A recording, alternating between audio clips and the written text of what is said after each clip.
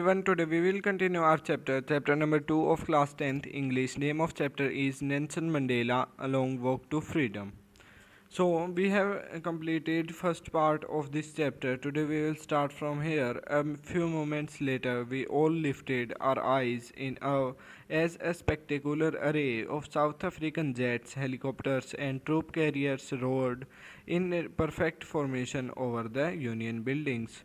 अब इसमें क्या कहते हैं कि वो अव का मीनिंग क्या होता है इसमें आदर के साथ अव का मीनिंग होता है आदर के साथ एक रोब के साथ वो देख रहे थे। इसमें जो नेल्सन मंडेला बताते हैं कि कुछ समय बाद ही हमने जैसे ही वो फंक्शन शुरू हुआ सेरेमनी में कि अपने जो पावर थी उसको दिखा रहे थे मिलिट्री के जो भी पर्सन थे साउथ अफ्रीका के जितने भी हेलीकॉप्टर और फाइटर जेट्स थे साउथ अफ्रीकन मिलिट्री में तो वो अपनी पावर को दिखा रहे थे अपना सैन्य बल दिखा रहे थे। तो उसके प्रति एक सम्मान आदर के साथ वो देख रहे थे उस सभी शानदार नज़ारे को स्पेक्टेकुलर अरे यानी कि शानदार नज़ारा जो कि कलरफुल एंड अट्रैक्टिव यहाँ पे भी है एन इम्प्रेसिव डिस्प्ले कलरफुल जिसमें कि वो अपने जो साउथ अफ्रीका के फ्लैग था उसके कलर्स छोड़ रहे थे उससे जेट से और अपनी जो भी जितनी भी पावर थी जितना भी उनके पास सैन्य बल था उस सभी की प्रदर्शनी कर रहे थे। जैसे हमारे भी रिपब्लिक डे पे या फिर कोई भी और जो फंक्शन होते हैं जो भी कि कंट्री के लिए किए जाते हैं जैसे 15 अगस्त इन सभी में क्या होता है कि फंक्शंस किए जाते हैं जिसमें कि हमारी जो मिलिट्री होती है वो अपने पावर को दिखाती है और अलग अलग करतब करते हैं जो अलग अलग मेंबर्स होते हैं मिलिट्री के फौजी जो होते हैं या फिर कोप्स यानी कि हमारी जो पुलिस होती है वो सभी अपने अपने अलग अलग करतब दिखाते हैं। So it was not only a display of pinpoint precision and military forces, but a demonstration of military's loyalty to democracy, to a new government that had been freely and fairly elected. अब वो कहते हैं जो ये union buildings के ऊपर शानदार नज़ारा बना हुआ था वो सिर्फ एक प्रदर्शनी करने के लिए ही नहीं था सिर्फ अपनी पावर को दिखाने के लिए नहीं था। इसमें पिन पॉइंट प्रेसेशन आया है मीनिंग एक इसमें क्या होता है कि बिना किसी गलती के करतब जो दिखा रहे थे वो सिर्फ वो अपनी पावर को ही डेमोन्स्ट्रेट नहीं कर रहे थे पावर ही नहीं दिखा रहे थे उसके साथ में वो मिलिट्री की जो मिलिट्री थे साउथ अफ्रीका की वो खुद की लॉयल्टी साबित कर रही थी। डेमोन्स्ट्रेशन का मीनिंग क्या होता है अभिव्यक्त एक्सप्रेस कर रही थी खुद की जो लॉयल्टी थी जो नई डेमोक्रेसी साउथ अफ्रीका में आई थी उसके प्रति अपनी लॉयल्टी साबित कर रही थी। और वो कह रही थी कि हाँ भी हमें उन्हें भी बहुत अच्छी लगी थी ये जो नई गवर्नमेंट बनी थी फ्रीली एंड फेयरली इलेक्टेड जो गवर्नमेंट बनी थी इसीलिए वो उसके प्रति अपनी खुशी जाहिर कर रहे थे उससे। Only moments before, the highest general of South African Defense Force and Police, their chest bedecked with ribbons and medals from day gone by, saluted me and pledged their loyalty.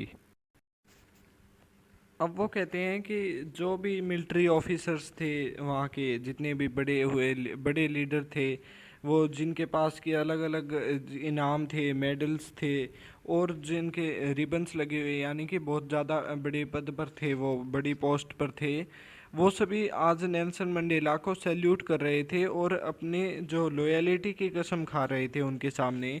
लेकिन अब नेल्सन मंडेला क्या कहते हैं I was not unmindful of the fact that not so many year before they would not have saluted but arrested me.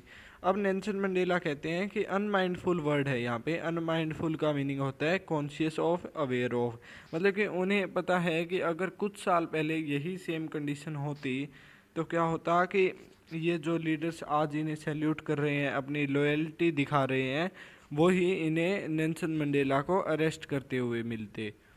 Finally, a chevron of Impala jets left a smoke trail of the black, red, green, blue and gold of new South African flag.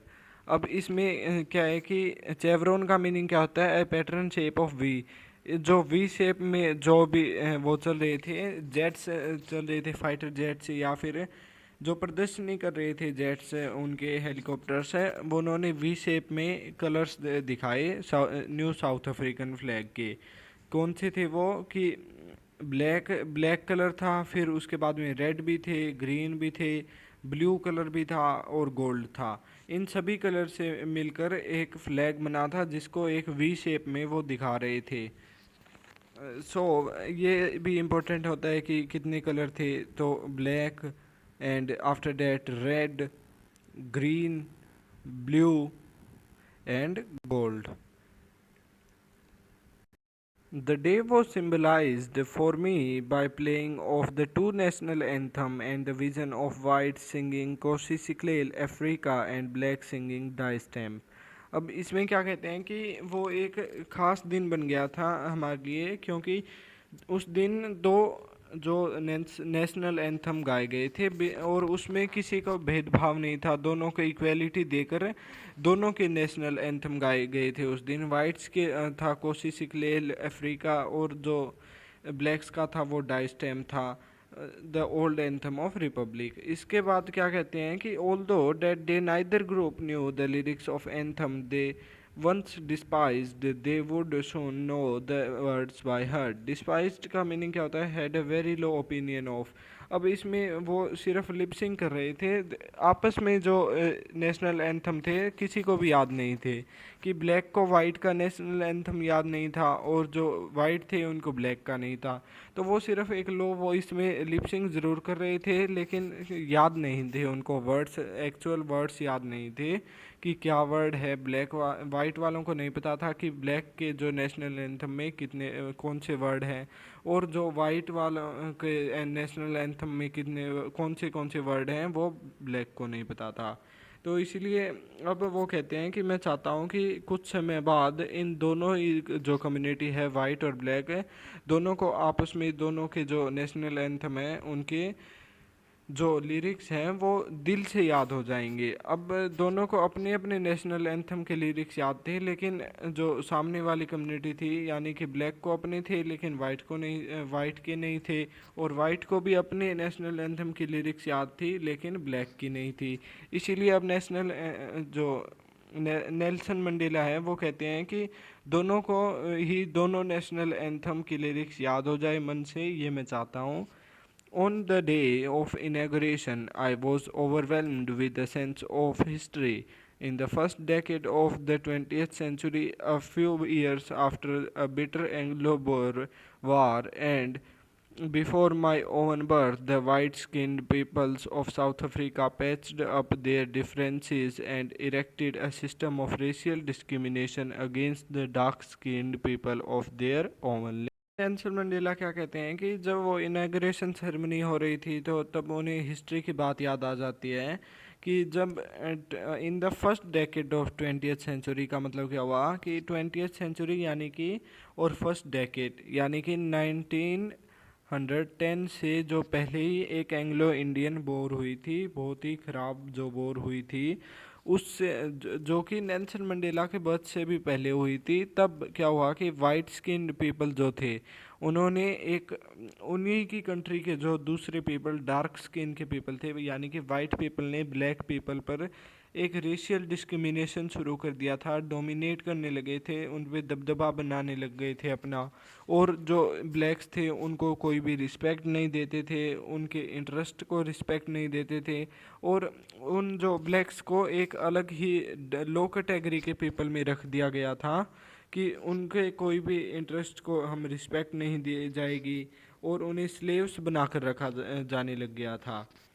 The structure they created formed the basis of one of the harshest, most inhumane societies the world has ever known. Now, in the last decade of 20th century and my own 88th decade as a man, that system had been overturned forever and replaced by one that recognized the rights and freedom of all peoples regardless to the color of their skin. अब इसमें वो क्या कह रहे हैं, जो structure इन्होंने create कर दिया था, जो कि एक हार्शेस्ट यानी कि बहुत ही ख़राब एक बेसिस पे इन्होंने स्ट्रक्चर किया था। अपार्थाइड का जो सिस्टम उन्होंने शुरू किया था, जो कि इंसानियत को शर्मिंदा करने वाला था, उसने वो आज जाकर ख़त्म हुआ है। कब कि शुरू हुआ था वो first decade of 20th century यानी कि 1910 के आसपास, और अब लास्ट डेकेड में यानी कि 1900 के 1900 के जो लास्ट मंथ है यानी कि 2000 से 10 year before it is ended, और अब वो अपनी एज बता रहे हैं कि अब तो मेरा भी 8th डेकेड शुरू हो गया, यानी कि वो भी 80 ईयर्स के हो गए हैं। तब जा कर के ये अपार्थाइड का सिस्टम अब ख़त्म होने जा रहा है और रिप्लेस होने जा रहा है कि by one that recognise the rights and freedom of people regardless to colour. और अब जो सिस्टम शुरू होने वाला है कि अब किसी को भी उनके स्किन कलर को देखकर राइट नहीं मिलेंगे, सभी को फ्रीडम मिलेगी, सभी all are free to live their life happily.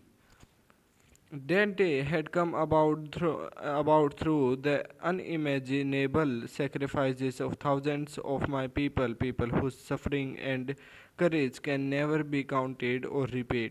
अब वो कहते हैं कि ये दिन ऐसे ही नहीं आया, ये जो इमेजिनेबल कितने पीपल ने अपने लाइफ का सेक्रीफाइस किया है, कितने और ज़्यादा सेक्रीफाइस किया है, किसी ने अपनी फैमिली खो दी, किसी ने अपनी खुद की जान खो दी। तो इतनी सारी सफरिंग्स के बाद में ये दिन आया है, और उन सफरिंग्स और उन जो पीपल जिन्होंने अपनी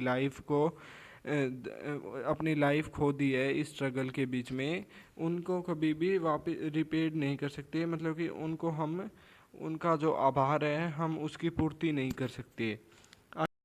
I felt that day, as I have on so many other days, that I was simply the sum of those African patriots who had gone before me. That long and noble line ended and now began again with me. I was pained that I was not able to thank them and that they were not able to see what their sacrifices had wrought. अब इसमें दो words हैं, एक तो patriots, patriots का meaning होता है देशभक्त, और दूसरा है व्रोट। व्रोट यानी कि old fashioned formal word done और अचीव्ड, कि वो कहना चाहते थे कि उनके सेक्रीफाइसेस ने क्या कर दिया है वो देख नहीं पाए, इस चीज़ का उन्हें दुख है। अब वो कहते हैं कि उन्हें फील हो रहा था कि जैसे वो क्या है कि वो सिर्फ अकेले लीडर नहीं थे जिसने अपार्थाइड के अगेंस्ट जो फाइट की थी, और भी बहुत से लीडर थे जिन्होंने कि उनसे पहले जिन्होंने अपनी जान पहले ही गंवा दी थी। लेकिन अब जो नेल्सन मंडेला है उन्हें इस बात का दुख हो रहा है कि मैं उनको थैंक नहीं कर पाया, मैं उनका आभार प्रकट नहीं कर पाया, धन्यवाद नहीं कर पाया उन्हें कि उन्होंने अपना सेक्रीफाइस किया, इतना ज़्यादा सेक्रीफाइस किया, और उनके सेक्रीफाइसेस ने आज हमें आज़ादी दिला दी, लिबर्टी दिला दी और अपार्थाइड सिस्टम को ख़त्म करवा दिया। इसमें उन सभी का बहुत बड़ा योगदान है, और जो नेल्सन मंडेला को इसी चीज़ का दुख है कि आज वो इस चीज़ को देख नहीं पा रहे कि उनके सेक्रीफाइसेस की वजह से अपार्थाइड सिस्टम ख़त्म हो गया है, ब्लैक को भी इक्वालिटी मिल गई है। और अब वो कहते हैं the policy of apartheid created a deep and lasting wound in my country and my people. Wound का मीनिंग क्या होता है? एक घाव। अब कह रहे हैं कि जो पॉलिसी थी अपार्थाइड की, उसने एक बहुत बड़ा घाव कर दिया जो कि बहुत लंबे समय तक चला है।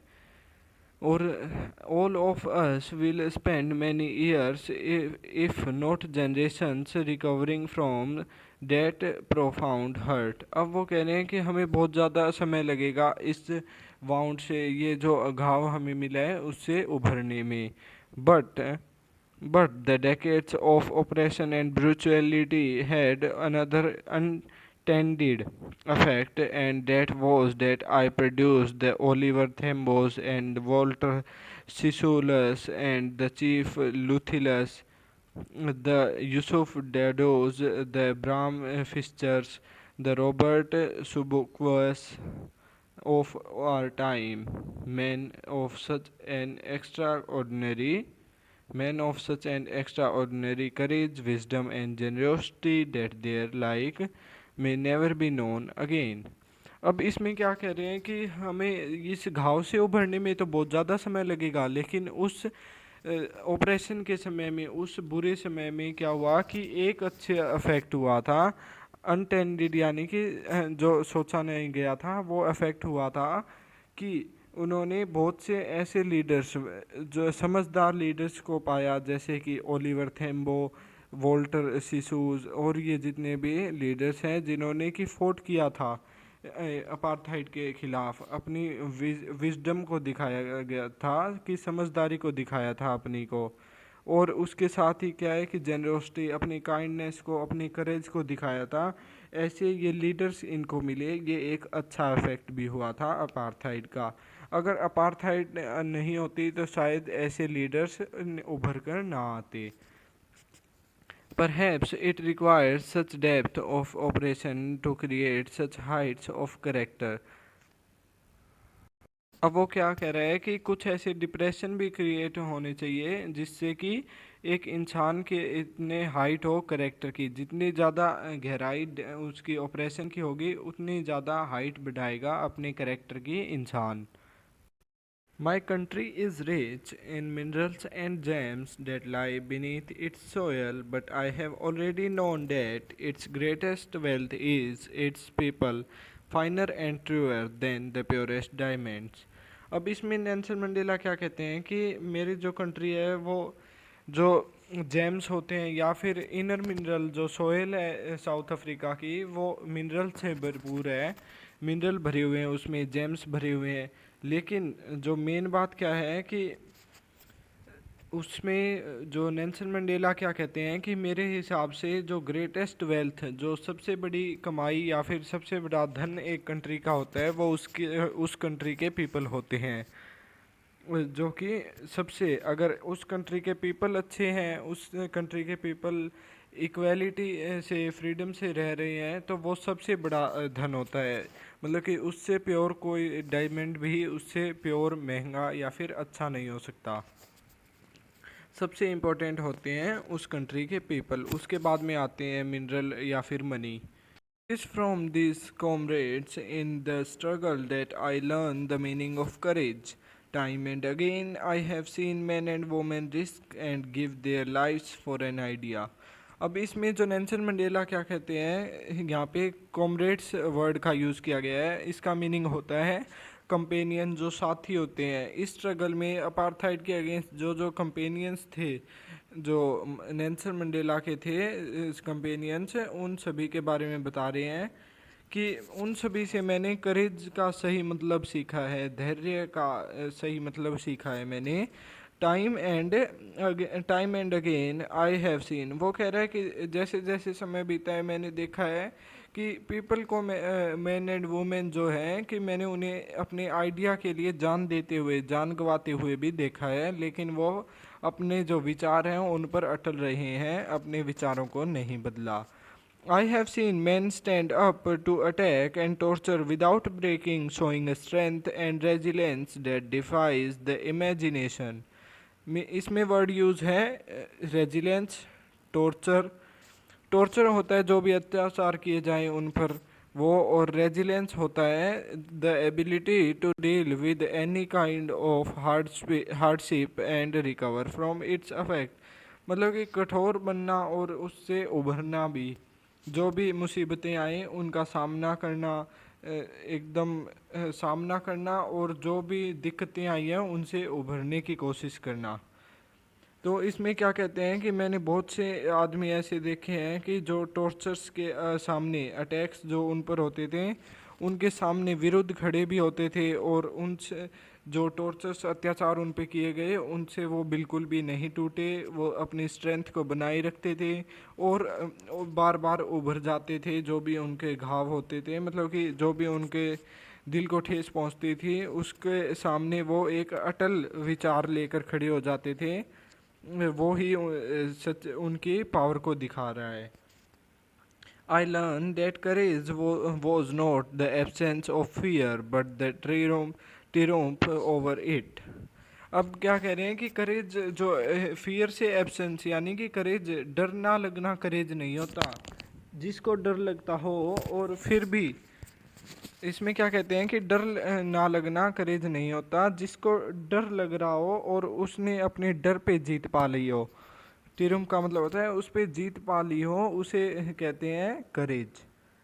जिसको डर ही नहीं लगता उसका करेज नहीं कहा जाएगा, जिसको डर लगता है और डर पे जीत पाने को करेज कहते हैं।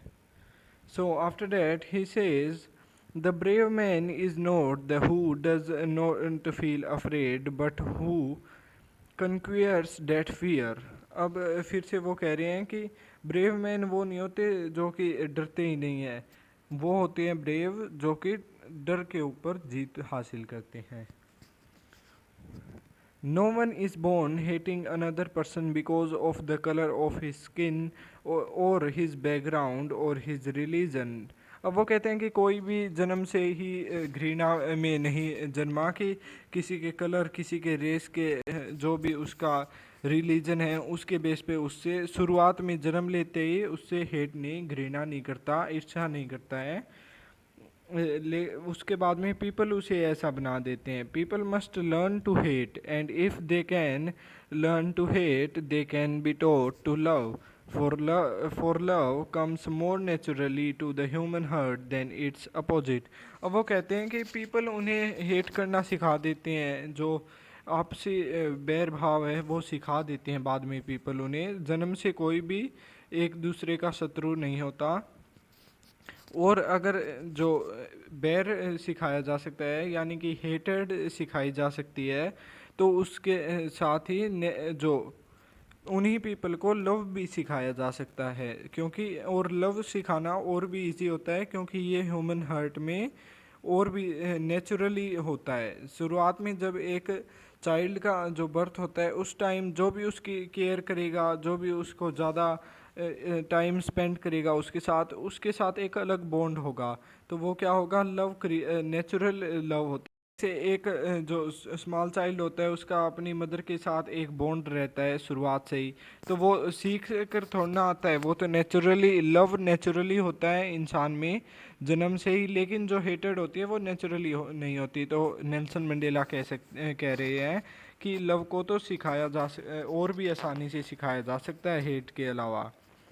Even in the grimmest times in prison, when my comrades and I were pushed to our limits, I would see a glimmer of humanity in one of the guards, perhaps just for a second, but it was enough to reassure me and keep me going. Man's goodness is a flame that can be hidden but never be extinguished. अब इसमें कुछ important words आए हैं जैसे कि glimmer और ग्लीमेस्ट। इसमें grimmest, glimmer, इनमें कंफ्यूज नहीं होना है, ये अलग अलग नेम्स है। ग्रीमेस्ट का मतलब होता है विकट परिस्थिति, और जो ग्लीमर होता है ये होता है एक आशा की किरण, कह सकते हैं हम, किरण, जो मतलब कि किसी के प्रति आशा की किरण दिखाई देना। उसके बाद में थर्ड वर्ड है were pushed to our limit, means push to the last point in our ability to bear pain, मतलब कि वो अंतिम चोटी जहाँ तक हम पेन को सह सकते हैं, उसके बाद में तो अब उन्हें जवाब देना ही होगा, पलट कर जवाब देना ही पड़ेगा। इतना मतलब कि ज़्यादा उनके पेन हो गया, मतलब कि लास्ट पॉइंट आ गया है उनके पेन का। तो इसमें वो क्या कहते हैं कि जब विकट परिस्थितियाँ होती थी तब भी, जब वो प्रिजन में थे तब कुछ विकट परिस्थितियाँ बन जाती थी, तो उसमें उसके साथी और उसको क्या बहुत ज़्यादा टॉर्चर किया जाता था, उसमें भी वो एक किरण देखते थे ह्यूमैनिटी की, एक जो गार्ड था वहाँ पर उसके अंदर। अब समझ आया कि ग्लीमर का मीनिंग होता है आशा की किरण थी ह्यूमैनिटी के लिए एक गार्ड में वहाँ पर।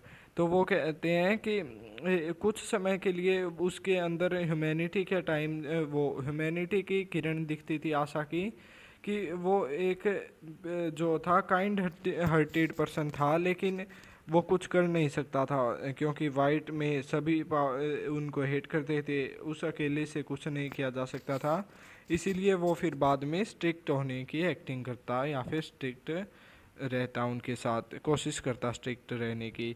सो वो क्या कहते हैं कि इतना जो जब मैं उसके एक झलक देख लेता कि उसमें काइंडनेस है, तो मेरे को और भी ज़्यादा साहस मिलता और मेरे को और भी ज़्यादा ये मतलब कि मेरे को और भी ज़्यादा भरोसा हो जाता कि किसी कोई भी जन्म से ही हेट जो घृणा के साथ पैदा नहीं होता, उसे बाद में इंसान बना देते हैं। और अब वो कहते हैं कि men's goodness is a flame that can be hidden but never be extinguished. अब इसमें कह रहे हैं कि मैन की जो अच्छाई होती है उसे छिपाई जा सकती है, लेकिन उसे कभी ख़त्म नहीं किया जा सकता। मैन की जो अच्छाई है वो एक ज्वाला की तरह है, जिसे हम कह सकते हैं कि जो मोमबत्ती की फ्लेम होती है उसकी तरह, उसे छुपाया जा सकता है लेकिन बुझाया नहीं जा सकता। So after that, in life, every man has twin obligation to his family, to his parents, to his wife and children, and he has an obligation to his people, his community, his country. अब वो कहते हैं कि हर व्यक्ति की कुछ obligations होती हैं।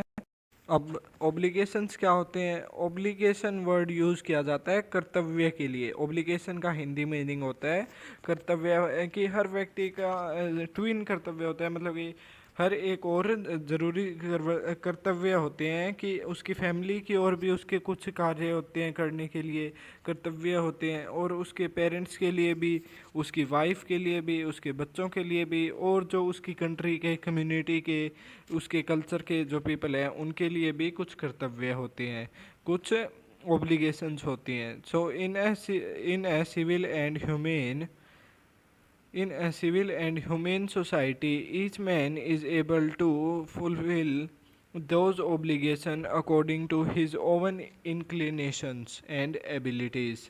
अब इसमें वो क्या कहते हैं, आप अगर एक सभ्य सोसाइटी में रह रहे हैं, यानी कि सिविल एंड ह्यूमन सोसाइटी, मतलब कि सभ्य सोसाइटी में रह रहे हैं, तो आप उन जो ओब्लिगेशन, जो कर्तव्य होते हैं आपके, अपनी फैमिली, फ्रेंड्स एंड वाइफ, बच्चे, जितने भी जो कर्तव्य होते हैं, आप उन्हें आसानी से पूरा कर सकते हैं। लेकिन अगर आप साउथ अफ्रीका जैसी कंट्री में रह रहे हैं, जैसे कि खुद नेल्सन मंडेला, तो वो करना, जो कर्तव्य पूरे कर पाना बहुत ही इम्पॉसिबल है अगर आप ब्लैक कलर की हो। वो कहते हैं कि but in a country like South Africa it was almost impossible for a man by birth and colour to fulfil both of those obligation. अब वो कहते हैं कि मेरे जैसे कलर के, या फिर जैसे मैंने साउथ अफ्रीका में बर्थ लिया ब्लैक कलर के साथ, तो उन इंसान के, उस वैसे इंसानों के लिए क्या है कि ऐसे जो कर्तव्य हैं उनको फुलफिल करना इम्पॉसिबल था। अब ऐसा क्यों था? क्योंकि in South Africa a man of colour who attempted to live as a human being was punished and isolated. अब क्या होता था कि जो भी ब्लैक कलर के पीपल थे, अगर वो चाहते कि हम भी एक ह्यूमन की तरह अच्छी लाइफ जिए, हर इंसान जैसे जीता है उसी तरह वो भी अगर एक अच्छी लाइफ जीने की सोचते, तो उन्हें पनिशमेंट दी जाती और उन्हें अलग थलग रख दिया जाता, एक अलग सेपरेट जगह पर डाल दिया जाता। In South Africa a man who tried to fulfil his duty is to his people were inevitably ripped from his family and his home and forced to live a life apart, a twilight existence of secrecy and rebellion. अब इसमें word आया inevitably. Inevitably क्या होता है? अनअवॉइडेबली, यानी कि जिसको टाला ना जा सके। और ट्विलाइट का मीनिंग होता है अंधेरी जगहों में, ये यहाँ पे वर्ड है ट्विलाइट। और रेबिलियन का मीनिंग क्या होता है कि देशद्रोही साबित कर दिया जाता था। तो अब इसमें क्या कहते हैं कि अगर कोई साउथ अफ्रीका का मैन अपनी ड्यूटीज़ को फुलफ़िल करना चाहता और आवाज़ उठाता, जो भी ये अपार्थाइड के सिस्टम के अगेंस्ट आवाज़ उठाता, तो उसे अपनी फैमिली से अलग रख दिया जाता, अलग एक कोई अलग ज़िंदगी बितानी पड़ती है उसे, जो कि कुछ भी पता नहीं लगता उसके बारे में, कि उसे अंधेरे में रख दिया जाता। और साथ ही उसे देशद्रोही भी कह दिया जाता। जैसे हमारे भी इंडिया में कोई भी ब्रिटिशर अंग्रेज़ों के ख़िलाफ़ आवाज़ उठाता तो उसे भी ऐसे ही सज़ा दी जाती थी, पनिशमेंट दी जाती थी। वैसे ही यहाँ पे भी सेम रूल्स लागू हो रहे थे। I did not in the beginning choose to place my people above my family, but in attempting to serve my people, I found that I was prevented from fulfilling my obligation as a son, as a brother, as a father and a husband। अब वो कह रहा है कि पहले तो मैंने शुरुआत में क्या सोचा था कि मैंने मेरी फैमिली को आगे रखा था कि मैं मेरी फैमिली की जो नीड्स हैं उनको ही फुलफ़िल करूँगा। और क्या कहा था, began choose in not in the beginning choose I did not in the beginning choose to place my people above my family. ये क्या कह रहा है कि मैंने नहीं रखे थे, जो मेरे पीपल थे उनको मेरी फैमिली से ऊपर मैंने नहीं रखा था। लेकिन बाद में क्या हुआ कि जैसे ही उसने अपने पीपल को सर्व करने की सोची, उनके पीपल को सर्विस प्रोवाइड करने की यानी कि मदद करने की सोची, तो जो जो कर्तव्य उसके उसके फादर के लिए उसके एज ए फादर उसके थे और उसके जो पेरेंट्स के लिए थे, उसकी जो वाइफ के लिए थे, उन कर्तव्यों को पूरा नहीं कर पाया। Was not born with a hunger to be free. I was born free, free in every way that I could know. अब वो नेल्सन मंडेला कहते हैं जब मेरा जन्म हुआ था तब मैं भी फ्री था, मेरे को कोई भी पाबंदियां नहीं थी, मैं किसी भी अपार्थाइड सिस्टम के बारे में नहीं जानता था। और क्या होता है मतलब फ्रीडम का सही मतलब भी जितना उसे पता था उस टाइम, वो उस हिसाब से तो फ्री था कि ही वॉज बोर्न फ्री। जितना भी वो जानता था उतने हिसाब से वो फ्री था। अब क्या क्या वो जानता था उस टाइम फ्रीडम के बारे में कि free to run in the fields near my mother's hut. अब वो कह रहे हैं कि उसके मदर के जो हट थे उसके आसपास वो खेतों में घूम सकता था, इधर से उधर भाग सकता था। उसके बाद में free to swim in the clear stream that run through my village. अब वो जो भी वहाँ से नदी जाती थी उनकी विलेज से, उसमें जाके वो नहा सकता था, स्विम कर सकता था। और free to roast mealies under the stars and ride the broad backs of slow moving bulls. अब मिलीज क्या होता है, इसमें मिलीज होता है एक टाइप का ग्रेन होता है जिसको कि भूनकर खाया जाता है, जैसे कि मक्के को खाया जाता है। तो उसमें वो कहता है कि मैं मिलीज को भूनकर खा सकता था और जो भी स्लो मूविंग बुल्स थे मैं उनकी सवारी कर सकता था। और as long as I obeyed my father and abided by the custom of my tribe, I was not troubled by the laws of man or God। अब वो कह रहा है कि जितने समय तक मैंने मेरे जो फादर हैं उसकी बातों को ओबे किया, जो हमारे ट्राइब यानी कि उनका जो कुनबा था उसके जो कल्चर था, उसके कस्टम्स जो भी रीति रिवाज थे उनको फॉलो किया, तब तक मेरे को कोई भी लॉज की दिक्कत नहीं आई कि कोई भी पाबंदी मेरे को कोई भी पाबंदी मेरे पे अफेक्ट नहीं डाल पाई थी। It was only when I began to learn that my boyhood freedom was an illusion. Illusion का मीनिंग क्या होता है इसमें, something that appears to be real but is not. Illusion होता है वर्चुअल, मतलब कि इमेजिन कर रहा था उसे सच में उसका एक भ्रम था कि वो फ्री है, असल में वो फ्री नहीं था। इल्यूजन का मीनिंग होता है भ्रम। Illusion when I discovered as a young man that my freedom had already been taken from me, that I began to hunger for it। अब शुरू में वो क्या कहता है कि मैं फ्रीडम का भूखा नहीं था जब मेरा जन्म हुआ था तब। लेकिन अब क्या है कि जब वो बड़ा हुआ, वो बॉयहुड में आया, बॉयहुड से अब जब वो बड़ा इंसान हुआ, मतलब कि एज उसकी इंक्रीज हुई, तब उसे फ्रीडम का सही मतलब समझ आया। और तब उसे पता चला कि उसकी फ्रीडम तो पहले ही छिन चुकी है। और तब वो फ्रीडम का भूखा हुआ, यानी कि उसे फ्रीडम की भूख हुई कि वो आज़ादी चाहता था। At first, as a student, I wanted freedom only for myself, the transitory freedoms of being able to stay out at night, read what I pleased and go where I choose. अब वो कह रहा है कि शुरुआत शुरुआत में क्या था कि यंग एज में वो सिर्फ खुद की फ्रीडम चाहता था कि एज ए स्टूडेंट वो कहीं पर भी जा सके और कहीं पर भी रात को ठहर सके, उसका मन करे वहाँ पर।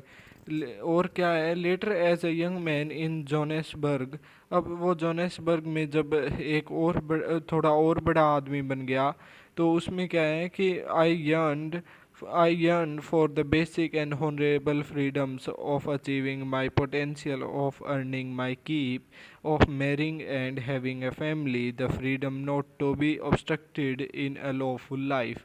अब इसमें एक वर्ड रह गया था, ट्रांजिस्ट्री। ट्रांजिस्ट्री का मीनिंग होता है नॉट परमानेंट, मतलब कि I wanted freedom only for my self, the transitory freedom of being able, जो कि परमानेंट नहीं होती, एक फिक्स्ड वो फ्रीडम नहीं थी इसके पास। ट्रांजिस्ट्री का मतलब होता है कोई परमानेंट नहीं है, फिक्स्ड नहीं है। उसके बाद में वो कहते हैं कि जब, अब यहाँ पर यर्न का मीनिंग होता है स्नेह से भर जाना। यर्न का मीनिंग होता है कि अब उसका मन करने लग गया था, जब वो जोहान्सबर्ग में रहता था तब उसका बेसिक जो ऑनरेबल लाइफ, सामान्य लाइफ जीने का मन करने लग गया था, और जो फ्रीडम थी उसे चाहने लग गया था कि उसे फ्रीडम चाहिए थी, और पोटेंशियल चाहिए था कि वो कुछ अर्न कर सकता है और मैरी कर सकता है खुद की मर्ज़ी से, और एक फैमिली क्रिएट कर सकता है, और एक रिस्पेक्टफुल फ्रीडम भरी लाइफ जी सकता है।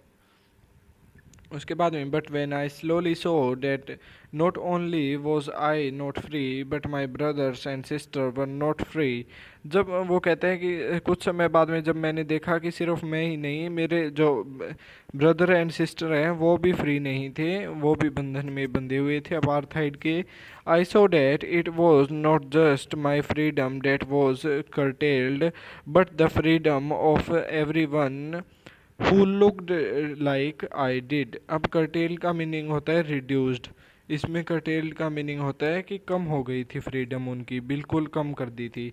अब इसमें क्या कहता है कि जो भी मेरे जैसे दिखते थे उन सभी की फ्रीडम कम कर दी गई थी, उन्हें कुछ रूल्स एंड रेगुलेशन के अंदर बांध कर रख दिया गया था, जो कि मेरे जैसे दिखते हैं, यानी कि ब्लैक कलर के थे।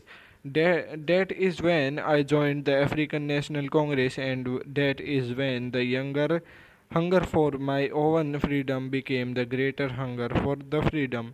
अब वो कहता है कि इसीलिए जब मुझे पता चला कि मेरे ब्रदर एंड सिस्टर वो सभी भी ऐसे बंधन में बंधे हुए हैं, तो उसने अफ्रीकन नेशनल कांग्रेस यानी कि ANC पार्टी ज्वाइन की थी। और जब वो जीते थे इलेक्शन, तो वो ANC पार्टी के थ्रू ही जीते थे, जिसमें उन्होंने 252 सीट्स गेन की थी।